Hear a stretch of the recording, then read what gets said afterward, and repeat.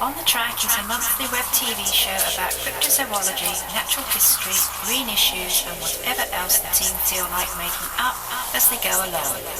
Enjoy!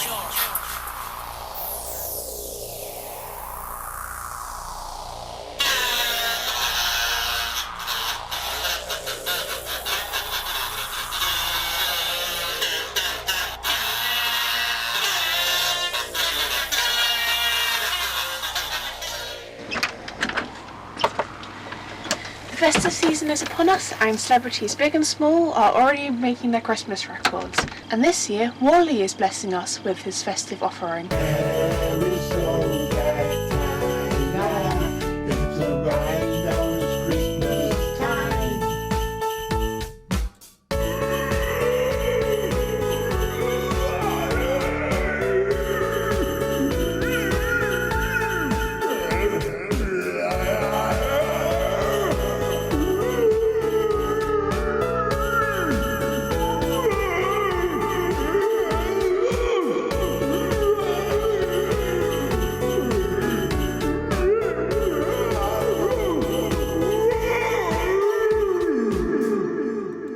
Well, I don't know about you, but I think Wally could present a real challenge to Sensorium Girly Box for this year's Christmas number 1.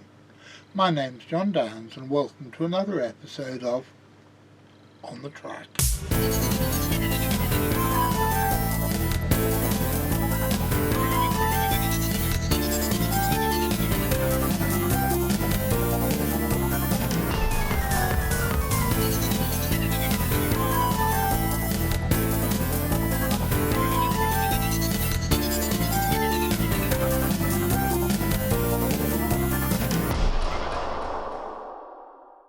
This month's episode is dedicated with love to 3 friends of us all who died in the last month.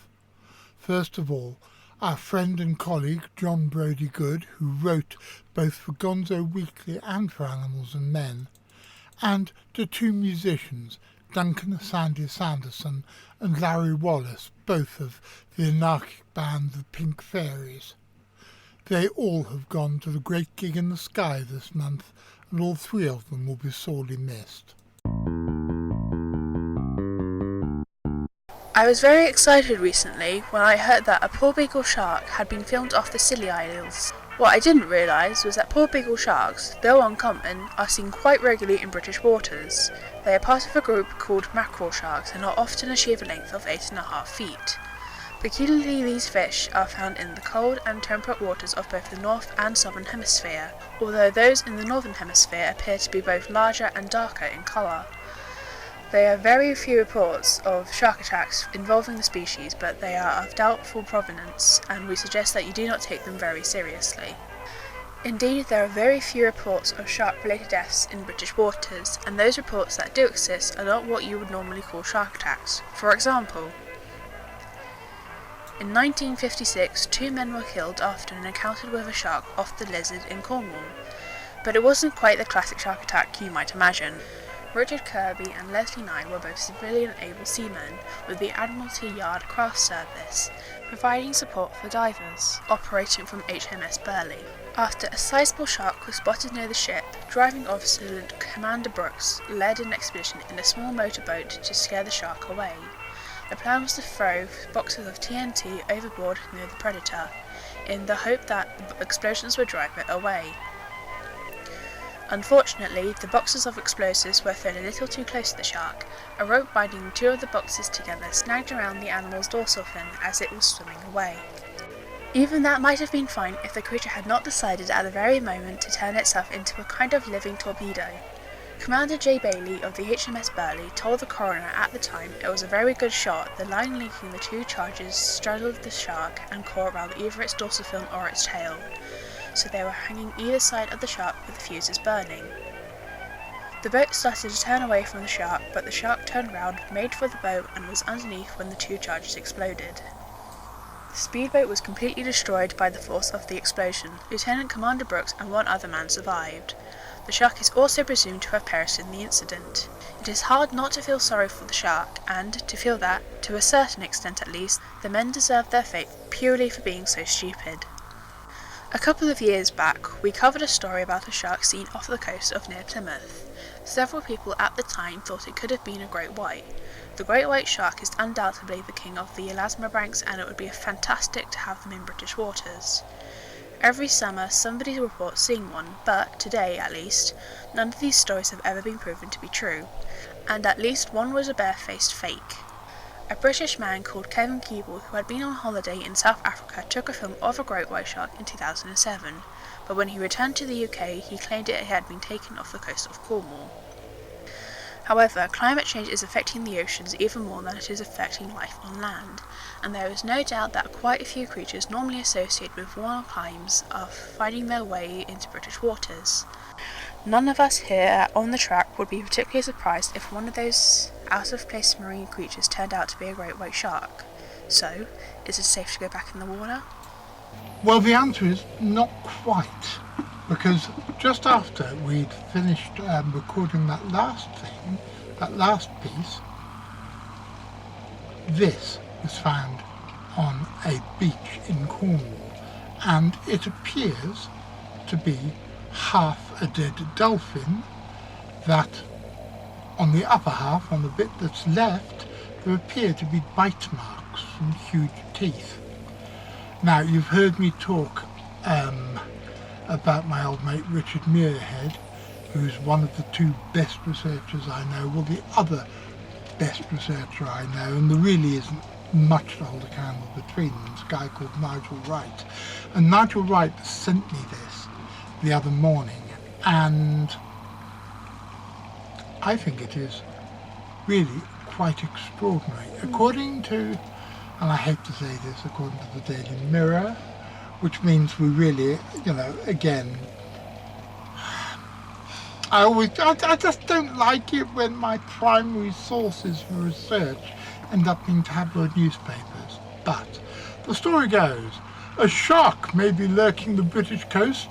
Well, yes, there are lots of sharks lurking the British coast.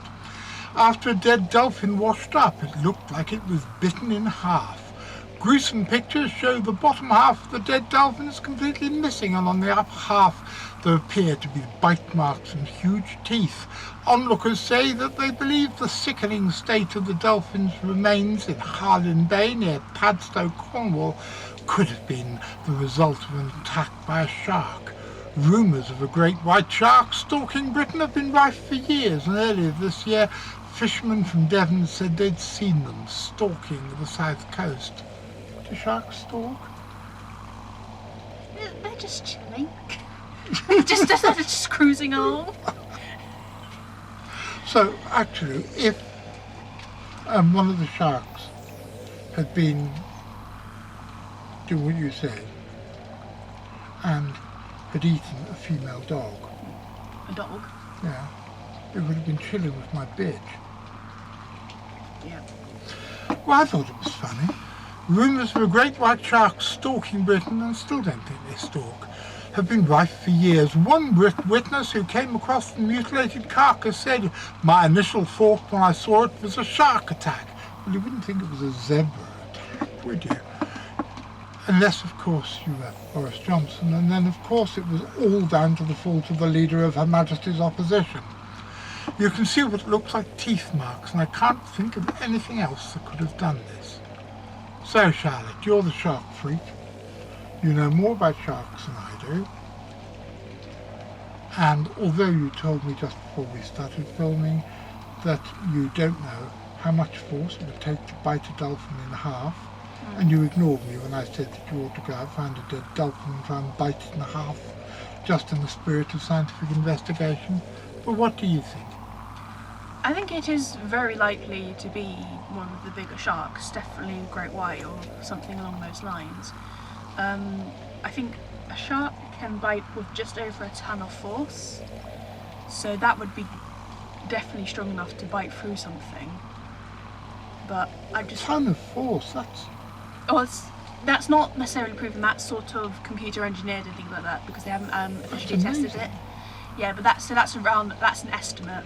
But how would you officially how actually would you test Well, you do have things for testing bite force. which are, they're kind of like a little monitor with a hoop around the end, but I don't know how you would do it with the shark, because obviously their teeth are sharp.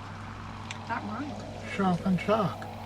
But it might be hard because you have to get in the water, you have to put it in the water. I don't know if they've made waterproof ones, but I know they've done it with things like crocodiles and other things along that, but I don't know why they haven't done it with a shark. I'm guessing they haven't managed to make one that is waterproof yet.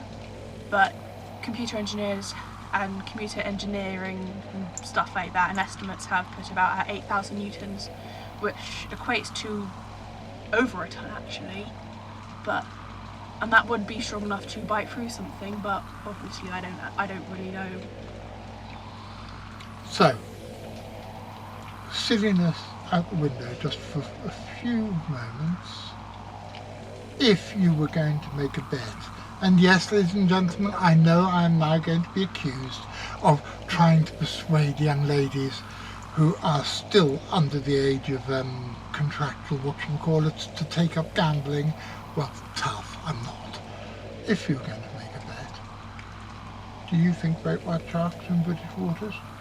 Yeah, I do think it's possible, particularly with, this is going to piss some people off, but with things like global warming and stuff like that, I think it would be more likely for them to come around in the summer rather than the winter.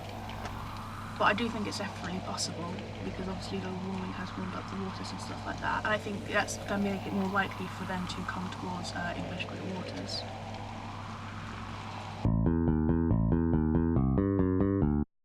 Well, the other day I actually received something rather interesting. Somebody sent me another chupacabra, or should I say chupacabra story. Well, as you all know, anybody who's been following my writings on the subject for the last 15 years, the things that are quite often called chupacabra, which actually appear to be hairless dogs and nothing of the sort. The word chupacabra, meaning goat sucker, literally in Spanish, was coined by a mate of mine, a guy called Ishmael Aguayo, back in Puerto Rico in the town of Canóvanas in 1995. And it does refer only to the strange semi-bipedal creatures with spines down their back that have been reported from the area for many years, which may or may not, and I personally think it may not, have anything to do with attacks on vampiric attacks on livestock, which happened at roughly the same time. No, I think that the things that are referred to as chupacabra are nothing of the sort. There are, of course, various species of canid, mostly coyotes, dogs, coyote-dog crosses, and even coyote-wolf crosses that, for various medical reasons, have lost their hair.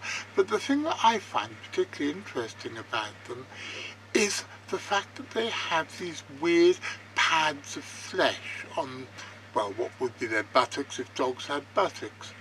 And look, these photographs that were sent to me yesterday appear to show these very same things. So what is so significant about this particular sighting? Well, the answer is only one thing, really. It's the fact that until now, most, if not all, of the blue dog, because I always call them blue dog rather than chupacabra, because the first one was most obviously a dog and blue, even though this one seems to be brown in colour, but that most of these unfortunate members of the dog family have been reported from Texas and from the southern states of the United States. But this one is reported incontrovertibly from Boston, Massachusetts, which is right up in the northern part of the United States. And I think it's important because it does show that this is not just a regional phenomenon.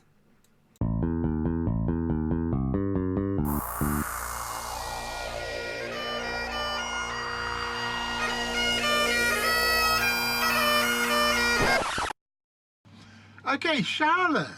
Yes. My favourite time of the week again. Woohoo. Favourite time of the month. Woohoo. Woohoo to you, who? That rhymed. Charlotte, it's Loch Ness Monster time. And guess what? What? Boris Johnson's been at it again. According to Boris Johnson, and I think I need to really let's see exactly what he says. In the last week, he's actually done it twice. First of all, he said that Boris Johnson says claims that the NHS is up for grabs are in Loch Ness Monster territory. What the fuck does that mean? Well, the thing, if you remember, it was only a few weeks ago, he said he really wants to believe in the Loch Ness Monster. So does that mean he really wants to believe that the NHS is up for grabs? Does he want to make it private? Is that what he's saying? At the moment, he's trying to tell the electorate that the NHS is perfectly safe under him. Charlotte, I've never seen any young lady look so sarcastic with her eyebrows as you did just then. It's in the family. Yes, I know. I've seen your mother being sarcastic with eyebrows. But as I've told you all for years, that no one can do scorn and sarcasm better than a teenage girl. They know how to reduce everybody to a quivering wreck of quivering wreckness. But this isn't all. Boris Johnson also claimed, let's see if we can find what he said, Boris Corbyn, Loch Ness. He also believes that the Loch Ness Monster has got more credibility than Jeremy Corbyn. Well, I don't know about you, but I hadn't actually noticed how long a neck Jeremy Corbyn has. Do you think he's been spending a lot of his time off when he's not in Parliament in a lake in the north of Scotland? Because that's what Mr. Johnson seems to be implying. Now, you know, I'm going to withdraw something I said last episode. You know, I said that we'd get Boris Johnson on the show. And yes, Mr. Johnson, if you want to be on this show, and why wouldn't you? Because this is the great height of media in the British Isles these days. All you have to do is email me on john@eclipse.co.uk and we'll get you on the show. But we're not going to get Charlotte to interview you. Sorry, Charlotte. We have got two people who are going to interview him. He's going to be interviewed by Wally and by a very special guest. Beaners likes beans. Yeah, beaners. Here I just want to make one thing clear. Although I know damn well what I'm going to vote in the UK general elections in a few weeks' time, and Graham, Karina and everybody else who is of voting age involved with the CFZ knows what they're going to vote. It's nobody else's business. The CFZ does not endorse or espouse any individual political party. However, we do carry out our democratic right to dick around at election time, which is why we're being a little bit more silly than usual this episode. Because if anybody is deserving of ridicule, it is those who a benevolent democracy has placed in power over us. And now it's time to go over to Karina for our regular monthly visit to the Watcher of the Skies. Some people within cryptozoology believe that there are still dinosaurs on the Earth.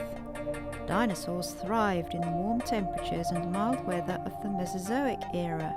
Then, one day, 66 million years ago, a huge meteorite crashed to Earth in what is now the Gulf of Mexico. All of a sudden, the Earth became much colder and darker. Plants died and food became scarce, and 3/4 of the creatures living on Earth, including the dinosaurs, went extinct. But one group of dinosaurs survived, and they still survive today. Birds are descendants of theropod dinosaurs and have spread all across the globe. Some are tiny, some are enormous, and they're all sizes in between. I'm fascinated by these creatures, which is why John called me the Watcher of the Skies. Hello everybody, my name is Karina Downs, and the introduction you have just watched is actually slightly inaccurate. 40-something years ago, I used to go and watch a lot of live music, and my favourite band were Genesis, who had a song called Watcher of the Skies, which is where John got the name from. Like so many things in On the Track, it is just a silly pun on a piece of mildly obscure progressive rock culture which most people won't get. But it amuses John and to a lesser extent the rest of us, and so as little things please little minds while bigger fools look on, we keep on doing it. Most of you will have heard of our friend, colleague and adopted nephew Dr. Max Blake. He is a dear sweet boy, and despite the fact that I continually rag him about model trains, we love him dearly. Recently he was in Russia, and his live streaming reports from Moscow Aquarium have appeared in several episodes of On the Track Extra recently. However, he also visited St. Petersburg, and whilst he was there he went to the St. Petersburg Natural History Museum, where he took a load of photographs for us featuring exhibits in the museum's excellent collection of mounted extinct birds. First up is this beautiful little creature. It is a passenger pigeon. With many extinct birds, like the great auk we talked about in a recent episode, it appears that although mankind dealt the species the final coup de grace, the species was already failing due to environmental factors. In the case of the great auk, the end of the Little Ice Age and the subsequent disappearance of pack ice from northern seas. However, there are some species whose disappearance is unequivocally down to mankind's greed and predation. One such species is the North American bison, which once lived in vast herds with an estimated total population of 60 million before 1800. They were hunted for their skins and tongues, with the rest of the animal left behind to rot on the ground, and by the late 1880s there were less than 100 remaining in the wild. They turned out to be the lucky ones, as a serious conservation program managed to save the species, with approximately 31,000 wild bison living in North America today. And then there was the passenger pigeon. Once upon a time it was the most abundant bird in North America, with estimates of its population claiming that at the time Columbus arrived there were anything up to 5 billion of these quietly attractive little birds living on the continent. They were a nomadic species, constantly migrating in search of food, shelter or nesting grounds. The famous ornithologist John James Audubon wrote this about a typical migration that he observed in 1813. The air was literally filled with pigeons. The light of noonday was obscured as by an eclipse. The dung fell in spots not unlike melting flakes of snow, and the continued buzz of wings had a tendency to lull my senses to repose. The date 1813 is particularly poignant because just over a century later the last known passenger pigeon, a female called Martha, died of old age on September 1st, 1914. This bird was hunted on an industrial level, but the rapid loss of habitat, especially deforestation, driven by the need to accommodate agriculture and the intensely expanding urbanization of the United States, acted as a death sentence for the species. Between 1850 and 1910, for example, about 180 million acres of ancestral forest was cleared in order to make way for our own egregious species. And it has been theorised that the whole thing could work in the opposite direction as well. We have no idea how many plant species depended on these vast flocks of pigeons to disseminate their seeds via the pigeons' droppings.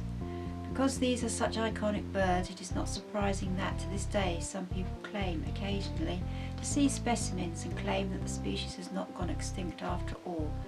For many years, the last confirmed wild passenger pigeon was thought to have been shot in Ohio in 1900, but there is another record from Illinois a year later, and US President Theodore Roosevelt claimed to have seen a bird in Michigan in 1907.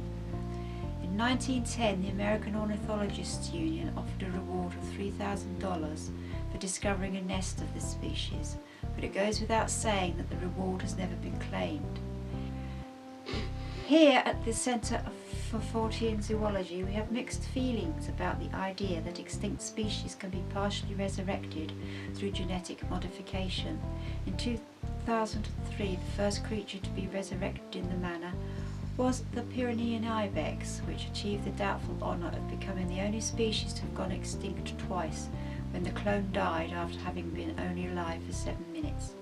Forgetting the moment the problem that the DNA of passenger pigeons currently preserved in museums is likely to be fragmented and degraded, a reintroduction programme, even if the birds can be resurrected, presents us with the same problem that is facing cryptozoologists that believe that this little creature may still survive. It needed to live in enormous social groups, a bit like desert locusts, and the birds were doomed once the flocks diminished past a certain level. Assuming for the moment that resurrection is possible, no more than a handful of these birds could be produced, and in the absence of huge flocks into which they could be introduced, these unhappy birds would be nothing more than a freak show. In this case at least, it is argued that the large sums of money that would have been needed to carry out this ultimately pointless de-extinction exercise would be better used to save a creature that still exists. But now it's time to go over to Jonathan for his regular monthly look at new and rediscovered species.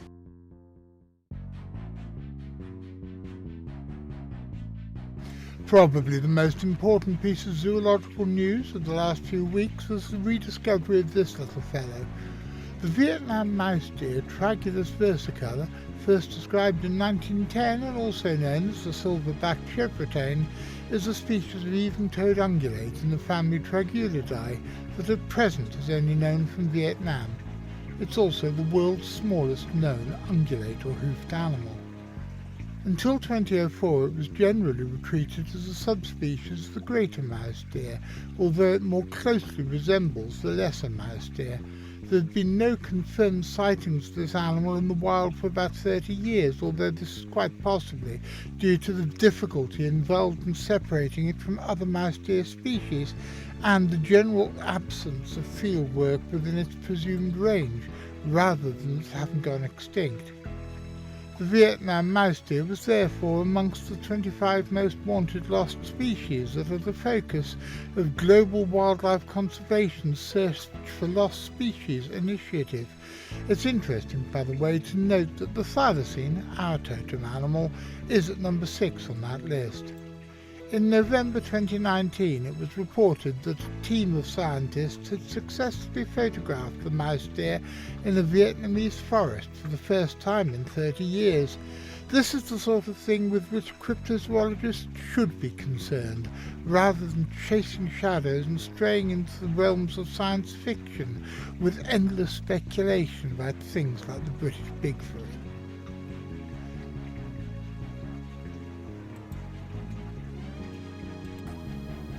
For those of you who are interested in new and rediscovered creatures, I heartily recommend the Novataxa blog, which can be found here.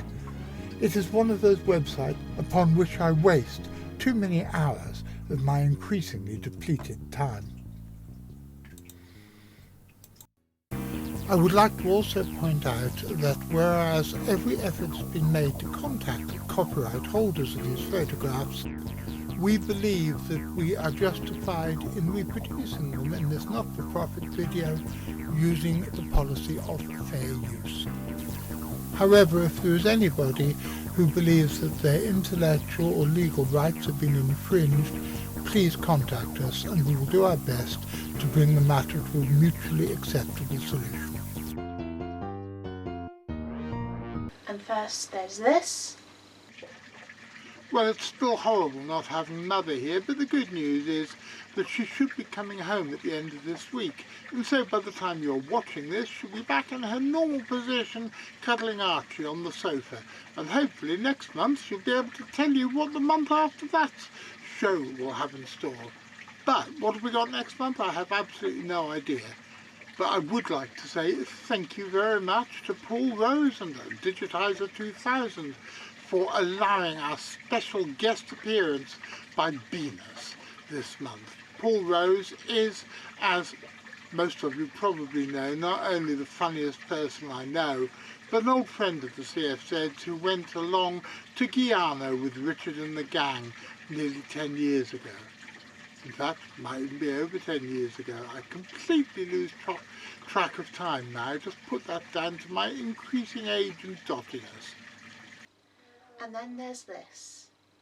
If you want to support us and help us make more content like these, please press like, subscribe, follow our Facebook page and check out our Patreon.